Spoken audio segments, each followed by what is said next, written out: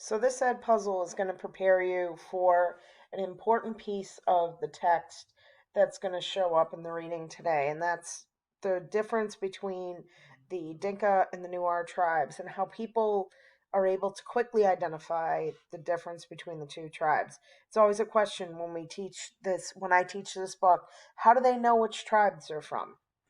Well, one of the ways they know it is through their tribal scarring. So before we begin, I just want you to take a minute and think about in what outward ways do people in our society show themselves to be part of a group? It could be an age group, it could be a team, it could be a region, it could be an ethnic group. Think about what they wear, think about how they look, think about what they may do to their bodies. So the desire to fit in with a group and within a community and to be identified as a member of a community is not new. It's in fact it's human nature. As humans, we innately or intrinsically, without even realizing it, look for ways to integrate or connect ourselves into a common group.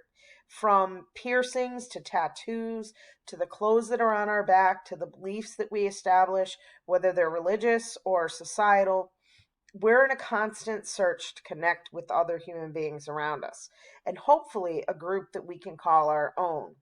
It is through these actions, these shared experiences, and these shared, very often physical representations, these decisions and manners of self presentation that we fit into the society. So these are two images of the two different tribes.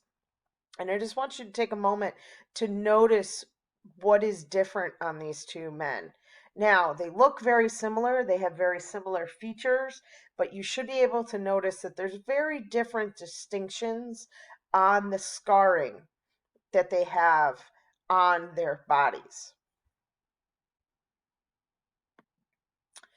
The Dinka people are from southern Sudan, so Sava is a Dinka person.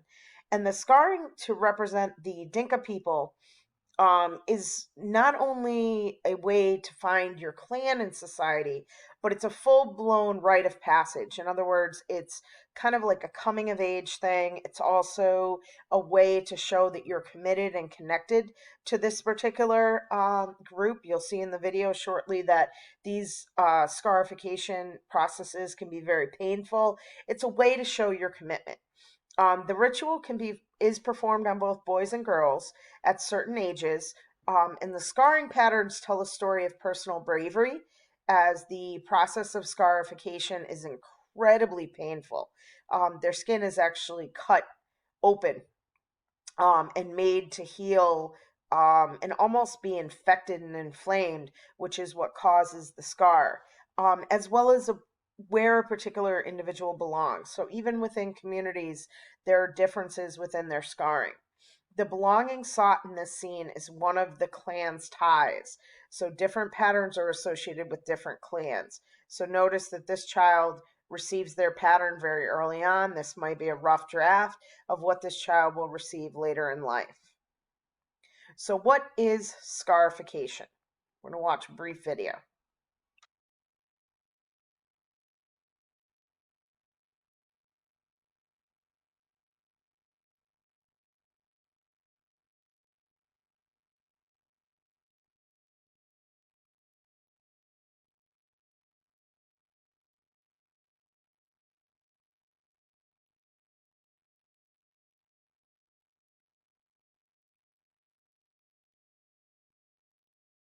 Notice this is a different tribe than the Nuer or Dinka.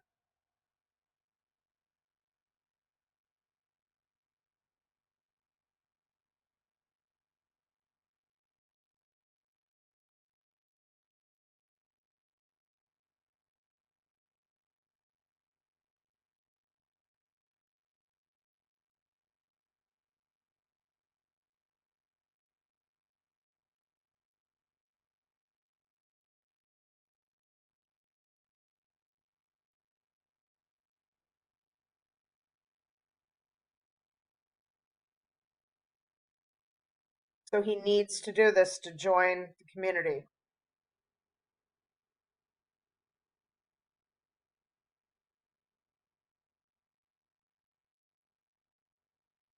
A blacksmith is somebody that works in metals. He's making the knives very, very sharp and hot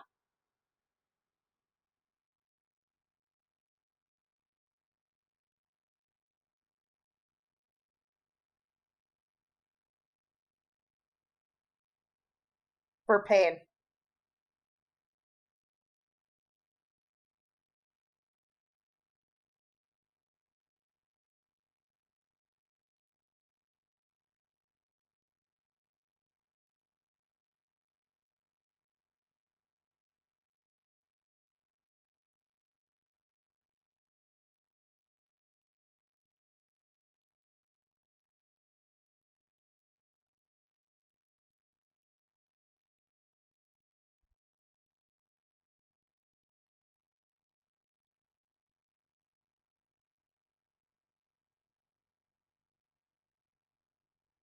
To notice they also do it very early on for children.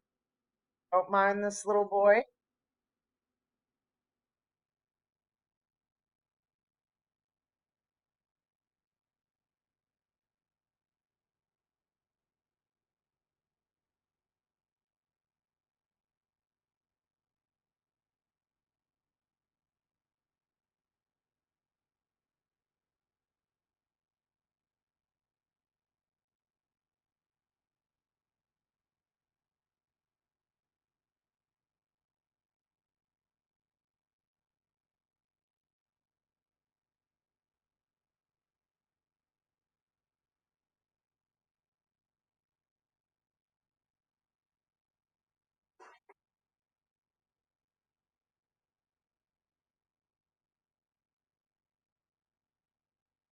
Same as the other gentleman.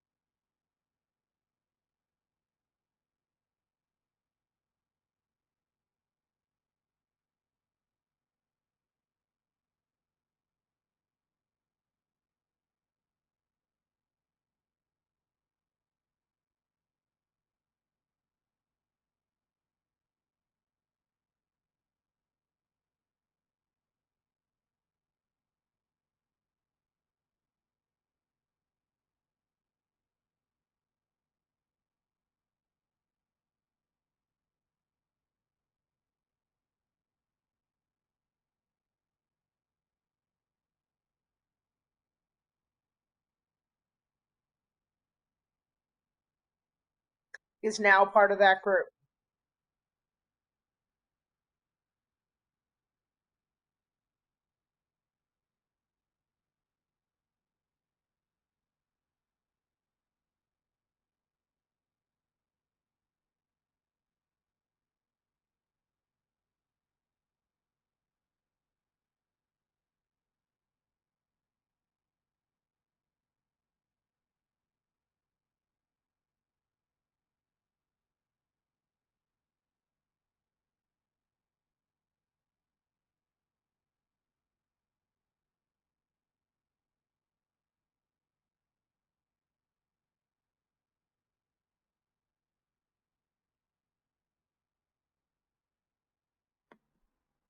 Okay. Okay. So why go through all the pain? Along with the clan ties, scars can signify physical beauty, namely in female individuals, as well as added bonus to females. Various scars in the liver area are regarded as signs of good health, and the scar can represent commitment to tribes and easy identification within a tribe. The significance through painful and bloody scars of the Dinka and the Nuar tribe. They have a lot of significance from the beauty to the courage to the health, from clan ties and a sense of shared belonging. The brutal cuts bring a great deal of symbolic meaning as well as physical belonging within a group that is bigger than themselves.